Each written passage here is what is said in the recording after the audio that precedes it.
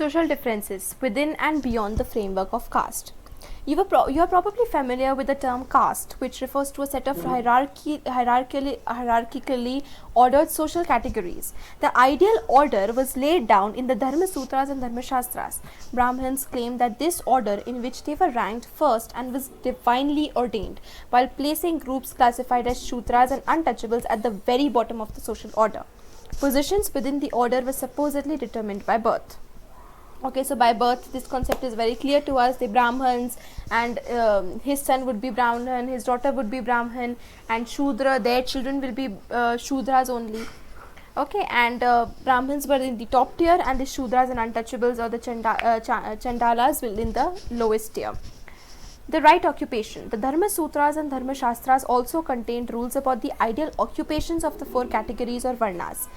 Brahmins were supposed to study and teach the Vedas, perform sacrifices and get sacrifices performed, and give and receive gifts. Kshatriyas were to engage in warfare, protect people and administer justice, study the Vedas, get sacrifices performed and make gifts. The last three occupations were also assigned to the Vaishyas, who were in addition expected to engage in agriculture, pastoralism and trade. Shudras were assigned only one occupation, that of the serving three higher Varnas. So we already know कि इनका क्या काम है, Brahmins को sacrifices perform करने मतलब perform करवाने थे, rituals and all the mantras and all the pujas. Kshatriyas को warfare and to protect the people, administer justice, study the Vedas just like the kings, make gifts, and also the Vaishyas were also expected to administer justice, study the Vedas and get sacrifices performed by the Brahmins.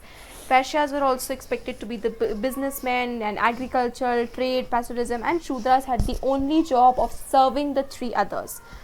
Okay, Varnas. The Brahmins evolved 2 or 3 strategies for enforcing these norms. One was we have just seen was to assert the Varna order was of divine origin. मतलब Brahmins ऐसा दिखाते थे कि okay, this was of the divine origin, मतलब this was according to the God's wish that these Varnas should be in place. Second, they advised the kings to ensure that these norms were followed within their kingdom. So second, they ensure the kings को advice करते थे कि okay, do this and do that ताकि ये Varna system follow her. And the third was they attempted to persuade people that their status was determined by birth. However, this was not always easy, so prescriptions were often reinforced by stories told in Mahabharata and other texts.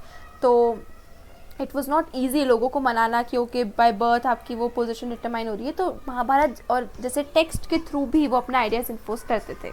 कैसे देखिए यहाँ पर वो divinely justify करते थे.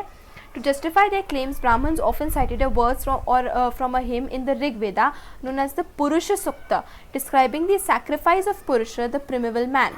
All the elements of the universe, including the 4 social categories, were supposed to have emanated from his body. The Brahman was his mouth, of his arms was made the Kshatriya, his thighs became the Vaishya, and the feet the Shudra was born. So Shudra were born from the feet मतलब lowest tier. तो ये Brahmins क्यों बार बार coat करते थे? Because अपनी इस order को divine justification देने के लिए जो पुरुष है, जो सबसे आदि जो प्रिमिवल मैन है, उनमें उनके मुंह से ब्राह्मण जन्मे हैं, उनके हाथ से क्षत्रिय जन्मे हैं, उनके थाइस से वैश्य जन्मे और उनके पैरों से शूद्र का जन्म हुआ है. तो इससे उनको एक डिवाइन जस्टिफिकेशन मिल जाता था अपने सोशल कैटेगरीज को. Proper social rules. Here is a story from the Adi Parvan, that is the first section of the Mahabharata. Once Drona, a Brahman who taught archery to the Kuru princess, was approached by Eklavya, a forest-dwelling Nishada, a hunting community. When Drona, who knew the dharma, refused to have him as his pupil, Eklavya returned to the forest, prepared an image of Drona out of clay and treating it as his teacher, began to practice on his own. In due course, he acquired great skill in archery. One day, मतलब देखिए अभी तक क्या हो रहा है. द्रोणा जो थे एक ब्राह्मण थे जो आर्चरी मतलब धनुष वगैरह चलाना कुरु प्रिंसेस को, जो पांडवास कौरवास थे, उनको सिखाते थे. एक बार एकलव्य जो कि फॉरेस्ट ड्वेलिंग जो कि जंगल में रहता था, उस कम्युनिटी का नाम था निषाद. निषाद एक हंटिंग कम्युनिटी है. तो उस कम्युनिटी का एक लड़का एकलव्य द्रोणा के पास आया.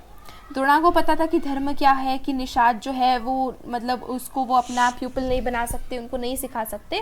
तो उन्होंने मना कर दिया कि मैं आपको अपना प्यूपल नहीं बनाऊंगा. एकलव्य वापस फॉरेस्ट आ गया. उन्होंने द्रोणा की एक इमेज प्रिपेयर करी और उनको अपना टीचर मान के वो प्रैक्टिस करने लगा. ठीक है. इन due course he acquired great skill in archery. One day, the Guru princes went hunting and their dog, wandering in the woods, came upon Eklavya. When the dog smelt the dark Nishad wrapped in black deer skin, his body caked with dirt, it began to bark.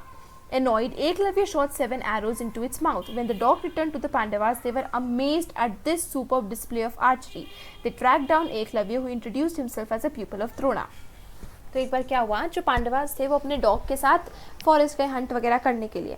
अब एकलव्य भी वहाँ पर hunting और practice कर रहा था, तो उसने देखा कि एकलव्य जो था वो ब्लैक कलर के डियर की स्किन में ऐसे लपेटे हुए था और ऐसे स्मेल कर रहा था. तो डॉग फिर भाग करने लगा. अब एकलव्य उससे अनॉय हो गया और एकलव्य ने 7 एरोज डॉग के माउथ में शूट करे. तो जब वो डॉग वापस पांडवास के पास रिटर्न हुआ तो पांडवास अमेज हो गए कि इतनी ग्रेट स्किल किसके पास है. तो उन्होंने एकलव्य को ढूंढा और एकलव्य ने इंट्रोड्यूस करा कि मैं तो द्रोणा का एक स्टूडेंट हूँ. ओके, जबकि ऐसा था नहीं. एकलव्य ने सिर्फ द्रोणा को अपना टीचर माना था, बट द्रोणा ने एक्चुअली में उसको कुछ सिखाया नहीं था. द्रोणा का एक फेवरेट स्टूडेंट था अर्जुन, और उन्होंने अर्जुन को बताया कि that he would be unrivalled amongst his प्यूपिल. मतलब द्रोणा ने बोला था अर्जुन को कि मेरे जितने भी शिष्य होंगे उनमें तुम सबसे अच्छे होगे, तुम्हारे बराबर या तुमसे अच्छा और कोई नहीं होगा. Arjun now reminded Drona about this. Drona approached Eklavya, who immediately acknowledged and honored him as his teacher. तो अर्जुन ने बोला कि गुरुजी आपने मुझे बोला था कि मैं सबसे अच्छा स्टूडेंट होगा, मैं आपके सबसे अच्छा शिष्य होगा, लेकिन आपका एक शिष्य एकलव्य तो मुझसे भी अच्छा है. तो द्रोणा को ये याद आया, वो एकलव्य के पास गया और एकलव्य ने एकदम से द्रोणा को अपना टीचर गुरु माना कि मैंने आपके उसमें सीखा है. जब द्रोणा ने उसको बोला कि गुरु दक्षिणा दो एकलव्य से, तो एकलव्य द्रोणा ने माना कि for guru dakshina demanded his right thumb as his fee. मतलब सीधे हाथ का राइट जो थंब है उसने डिमांड किया कि गुरु दक्षिणा में मुझे तुम्हारे सीधे हाथ का अंगूठा दो. तो एकलव्य ने बिना हिचकिचाए अपना अंगूठा काट के द्रोणा को दे दिया. बट ऑफ कोर्स उसके बाद वो मतलब जो बाकी 4 फिंगर से जब वो शॉट लगाता था तो वो इतना अच्छा नहीं था जितना पहले था. Thus Drona kept his word, no one was better than Arjun. तो ये एक स्टोरी है. इसमें when you read this of course हमारे माइंड में बहुत सारे इनजस्टिसेस आते हैं कि this was wrong, this was right, what was his fault and all that, but this is what it is. What message do you think this story was meant to convey to the Nishads? This story was meant to convey that the Nishads were not allowed to practice archery and they could not be equal to the Brahmins. What message would it convey to Kshatriyas? Do you think that Drona as a Brahmin was acting according to the Dharma Sutras when he was teaching archery? So these all questions can be answered by you. And non-Kshatriya kings. According to the Shastras, only Kshatriyas could be kings. However, several important ruling lineages probably had different origins. The social background of the Mauryas, who ruled over a large empire, had been hotly debated. While later Buddhist texts suggested they were Kshatriyas, Brahminical texts described them as being of low origin. The Shungas and Kanvas, the immediate successors of the Mauryas, were Brahmins. In fact, political power was effectively open to anyone who could muster support and resources and rarely depended on birth as a Kshatriya. तो यहाँ पर यही show कर रहा है कि Brahminical text को हमेशा फॉलो नहीं किया जाता था. According to the text only Kshatriya can be the king, लेकिन as we have discussed here the Mauryas, वो किंग्स, वो लोग तो क्षत्रियास थे भी नहीं. ब्राह्मणिकल टेक्स्ट में उनको लोअर ओरिजिन का बताया गया. इट इज़ ऑफकोर्स डिबेटेड कि चंद्रगुप्त मौर्य किस उसको बिलोंग करता था. Was he Brahmin, Kshatriya, what was he? It is very debated. उसका अभी तक हमें कोई कॉन्क्रीट एविडेंस नहीं मिला है. सिमिलरली शुंगाज एंड कानवास जो कि मौर्यास के इमीडिएट सक्सेसर्स थे वो ब्राह्मण्स थे. They were not Kshatriyas, so Brahmins couldn't be kings, but it is what it is. और इनफैक्ट यहाँ पर लिखा हुआ है कि जो भी सपोर्ट एंड रिसोर्सेज मस्टर कर पाता था वो किंग बन जाता था. तो it was not necessary based on birth and not necessary कि क्षत्रिय ही राजा बनता था. और भी ऐसे रूलर्स के एग्जाम्पल है जैसे Shakas, who came from Central Asia, were regarded as mlecchas, barbarians और आउटसाइडर्स बाय द ब्राह्मण्स. तो शाकास को वो लोग मलेच्छास बोलते थे, यानी आउटसाइडर्स यानी बारबेरियंस बोलते थे Brahmins. However one of the earliest inscriptions in Sanskrit describes how Rudradaman, the best known Shaka ruler, 2nd century CE, rebuilt Sudarshan Lake. This suggests that powerful Malechas were familiar with Sanskrit traditions. तो हमें Sanskrit text में describe मिलता है कि हमने पढ़ा था Sudarshan lake के बारे में चैप्टर 2 में एक सोर्स में. तो ये हमें पता चलता है कि जो भी रूल करता था भले ही वो मलेच्छास हो, उन्हें कहीं ना कहीं संस्कृत टेक्स्ट के बारे में पता था. It is also interesting that the best known ruler of the Satvana dynasty, Gautamiputra Sri Satakani, claimed to be both a unique Brahman, Ek Brahman, and a destroyer of the pride of Kshatriyas. He also claimed to have ensured that there was no intermarriage amongst members of the four Varnas. At the same time, he entered into a marriage alliance with the king of Rudratman. तो यहाँ पर हमें देखने को मिलता है कि उनकी कितनी कॉन्ट्रडिक्शंस हैं कि रुद्रादमान ने बोला, मतलब ये श्री सतकनी, गौतमीपुत्र श्री सतकनी एक क्लेम करता था कि वो एक यूनिक ब्राह्मण है एंड प्राइड ऑफ क्षत्रियास का डिस्ट्रॉयर है, जबकि he should be A Kshatriya, but वो उल्टा बोलता था कि मैं क्षत्रियास के घमंड को तोड़ने वाला हूँ. उसने ये भी ऐसा बोलते कि इंश्योर करा था कि वो फोर वर्णास के बीच में कोई मैरिज नहीं करेगा, लेकिन फिर उसने एक रुद्राडमान के साथ अपनी एक मैरिज अलायंस में एंटर हुआ. तो Rudradaman did not belong to the the Brahmin kin, वो तो मलेच्छा था. As you can see from this example, integration within the framework of caste was often a complicated process. The Satavahanas claimed to be Brahmins, whereas according to the Brahmins, kings ought to have been Kshatriyas. तो सतवानास ने बोला कि हम तो Brahmins हैं, जबकि Brahmins के according king सिर्फ क्षत्रिय हो सकते थे. They claim to uphold the four fold varna order but entered into marriage alliance with people who were supposed to be excluded from the system. And as we have seen, they practiced endogamy instead of exogamous system recommended in the Brahminical text. तो यहाँ पर clearly हम देख सकते हैं कि सतवानास कितनी सारी Brahminical text में जो rules mentioned है उसको disobey करते थे. This is a silver coin depicting a Shaka ruler, 4th century CE. Okay. Jati and social mobility. These complexities are reflected in another term used in texts referred to social categories, jati. In Brahminical theory, jati like varna was based on birth. However, while the number of varnas were fixed at 4, there was no restriction in the number of jatis. कितनी भी जाति हो सकती थी. वर्ण सिर्फ 4 होते थे, ब्राह्मण, क्षत्रिय, वैश्य and शूद्र. In fact, whenever Brahminical authorities encountered new groups, for instance people living in forests such as Nichatas, or wanted to assign a name to occupational categories such as the goldsmith or Suvarnakar, which did not easily fit into the four-fold Varna system, they classified them as a जाति. तो जब भी Brahmins को कोई नई social category मिलती थी वो उसको जाति में डाल देते थे कि ये तो एक अलग जाति है. जैसे स्वर्णकार जो है वो एक जाति हो गई, निषाद जो फॉरेस्ट में रहते वो एक अलग जाति हो गई. जातिज which shared a common occupation or profession were sometimes organized into श्रेणीज or guilds. We seldom come across documents that record the histories of these groups, but there are exceptions. One interesting stone inscription, 5th century CE, found in Mandsaur, Madhya Pradesh, records the history of a guild of silk weavers who originally lived in Lata, Gujarat, from where they migrated to Mandsaur, then known as Dashapur. It states that they undertook the difficult journey along with their children and kinfolk as they had heard about the greatness of the local king and wanted to settle in his kingdom. तो हमें इन groups के बारे में बहुत ज़्यादा तो नहीं मिलता है, लेकिन यहाँ पर एक एक्सेप्शन है कि मंदसौर में एक 5th सेंचुरी CE का एक स्टोन इंस्क्रिप्शन मिला है कि कैसे वो लता गुजरात से दशापुर आए थे, जो उस टाइम पर दशापुर बोलते थे मंदसौर को, क्योंकि उन्हें इस किंग के अंडर में रहना था. The inscription provides a fascinating glimpse of the complex social process and provides insights into the nature of guilds or shrenis. Although membership was based on a shared craft specialization, some members adopted other occupations. तो एक जाति, एक श्रेणी के लोग जो थे वो एक ही ऑक्यूपेशन करते थे, लेकिन फिर भी कभी कभी ऐसा होता था कि members दूसरे occupations भी ले लेते थे. It also indicates that the members shared more than a common profession. They collectively decided to invest their wealth earned through their craft to construct a splendid temple in honor of the sun god. तो वो ऐसा नहीं कि एक ही craft करते थे, वो अपने रिसोर्सेज, अपने मनी को पूल करके उन्होंने सन गॉड के ऑनर में एक टेम्पल भी बनाया था. तो ये हम देख सकते थे कि गिल्ड किस तरीके से एक पॉलिटिकल यूनिट जैसे भी कभी कभी वर्क करते थे. The case of the merchants, Sanskrit texts and inscriptions use the term vanik to designate merchants.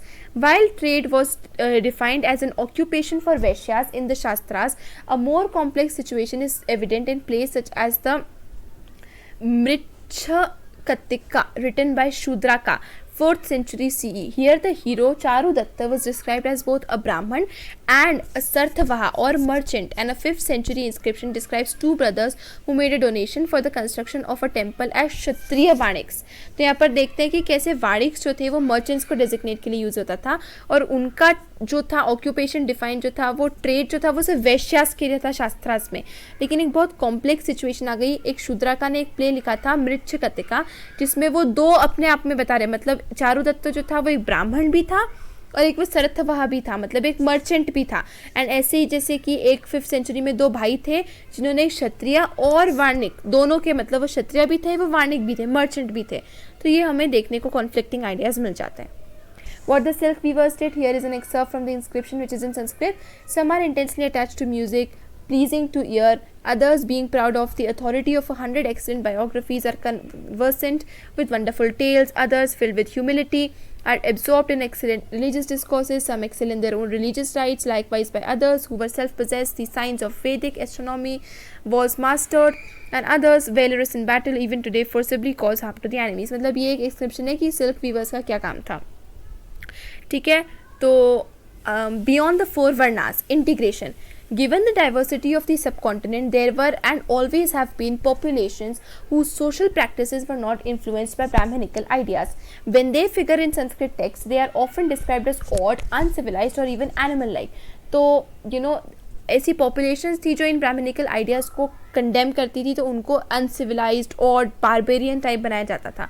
जैसे कि फॉरेस्ट ड्वेलर्स हो गए, फॉर हुम hunting and gathering remained an important means of subsistence, जैसे कि Nishad, the community to which Eklavya belonged.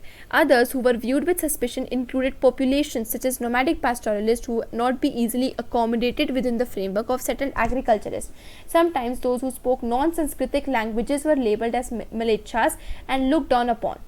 There was nonetheless also a sharing of ideas and beliefs between these people. The nature of relations is evident in some stories in the Mahabharata. तो यहाँ पर हम different देख सकते हैं, निषाद हो गई, nomadic पैस्टोरलिस्ट हो गए, वो कम्युनिटीज़ हो गए जो संस्कृत नहीं बोलते थे, उन्हें मलेच्छा बोला जाता था, और इन कम्युनिटीज़ को लुक डाउन अपॉन किया जाता था. A tiger like husband. This is a summary of a story from the Adi Parvan of the Mahabharata. The Pandavas had fled into the forest. They were tired and fell asleep. Only Bhima, the second Pandava, renowned for his prowess, was keeping watch. तो ब्राह्मणास जब कौरवा से बच के जंगल भाग गए थे, उस time पे सभी सो रहे थे, और भीमा जो उनका सेकंड भाई था, the eldest one was Yudhishthir, the second one was Bhima. तो the third one was, I guess, Arjun, and the fourth and fifth was Abhimanyu, and the fourth one I'm forgetting the name, I'm sorry. So the second Pandava, he was keeping a watch. A man-eating Rakshas caught the scent of the Pandavas and sent his sister Hidimba to capture them. तो एक राक्षस था जो आदमियों को खाता था, तो उन्होंने पांडवास की खुशबू, और उन्होंने हिडिम्बा उसकी बहन को भेजा कि जाओ और तुम उनको पकड़ के ले आओ. लेकिन हिडिम्बा जब गई, so she fail in love with Bhima, and उसने अपने आप को एक राक्षसी से एक सुंदर सी लड़की में ट्रांसफॉर्म कर लिया और भीमा को प्रपोज करा. सो भीम ने मना कर दिया, ही रिफ्यूज्ड. तो rakshasas arrived and challenged Bhima to a wrestling match. Bhima accepted the challenge and killed him. तो राक्षस ने बोला कि तुमने मेरी बहन को मना कर दिया, चैलेंज में देता हूँ, मेरे साथ लड़ो, और भीम ने उसको राक्षस को हरा दिया, उसको मार दिया, और वो जीत गया. The others woke up hearing the noise. Hidimba introduced herself and declared her love for Bhima. She told Kunti, I have forsaken my friends, my dharma and my kin, and good lady, chosen your tiger like son for my man. Whether you think me as a fool or your devoted servant, let me join you, great lady, with your son as my husband.